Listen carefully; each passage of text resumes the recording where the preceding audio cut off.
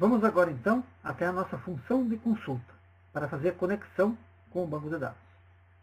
Nós vamos aqui na guia Desenvolvedor, Visual Basic, e aqui nós temos o módulo MD SQL. Então aqui nós temos a nossa função de consulta. Como mencionado anteriormente, esta é uma função que não precisará ser modificada no decorrer dos nossos testes. Então ela se manterá dessa forma. É claro que com a sua evolução você poderá fazer as alterações necessárias. Vamos entender um pouquinho esta função. Temos aqui então function e o nome dela, SQL. Nós temos aqui então, na sintaxe da nossa função, alguns parâmetros. Este primeiro, SQL as string, é a própria consulta que nós estaremos criando, ou um select, por exemplo. Na segunda parte, nós temos aqui um range, LNG. Ele se refere ao local que nós estaremos descarregando a consulta a partir de uma célula. Vamos utilizar, a princípio, algumas vezes, a célula WSTemp range A1. Aqui temos um outro parâmetro, B tem cabeçalho. Se essa condição for verdadeira, ele traz o cabeçalho da nossa consulta. Se for falso, não trará. E temos também B apagar campos. Se for verdadeiro, limpará as informações da planilha temp. Se for falso, não. E essa última aqui se refere então a nosso caminho. Como nós trabalharemos com a base na própria planilha, nós não utilizaremos ela aqui então. Uma coisa importante que nós devemos observar é essa nota, essa terceira nota aqui. Para funcionar esta conexão, é necessário adicionar a referência Microsoft ActiveX Data Objects 2.0 ou superior. Como assim? Nós vamos até Ferramentas, aqui no Visual Basic, clicamos em Referências, e aqui nós devemos observar que nós temos que ter marcado esta opção conforme citado aqui. Microsoft ActiveX Data Objects 2.0 Library, ou superior.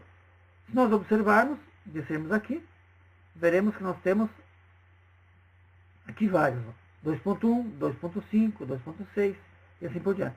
Então, marcamos a 2.0 ou superior para que funcione então a nossa conexão. Isso é importante. Então, marcando da forma como eu tenho marcado aqui, esfregando esse botão.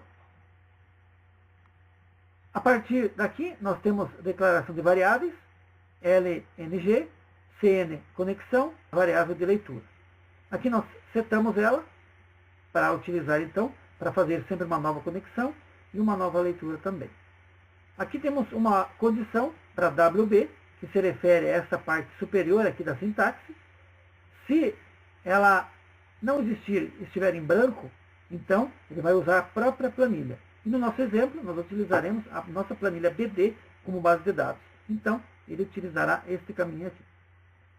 Essa parte seguinte, ele está criando, então, CN criando uma conexão, utilizando aqui o WB full name, ou seja, pegando o nome completo de nossa planilha. Como ela é a nossa base de dados, então ela fará a conexão e utilizará este caminho, a própria planilha. Esta linha aqui faz a abertura, então, dessa conexão, com o comando open. Aqui na parte de baixo, então, ele já executa o nosso SQL, utilizando, então, aquela variável que nós vamos criar lá na consulta.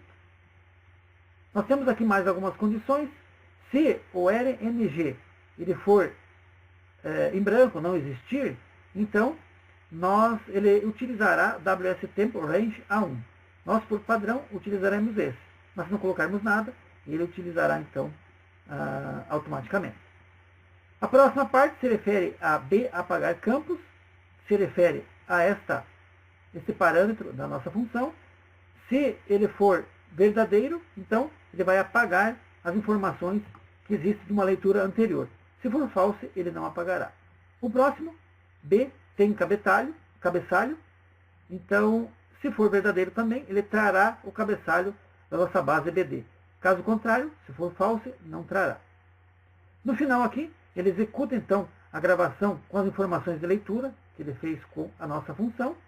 Ele fecha a função de leitura e fecha então a conexão, inserando então a função. Então essa função é executada toda vez que nós rodarmos uma consulta então.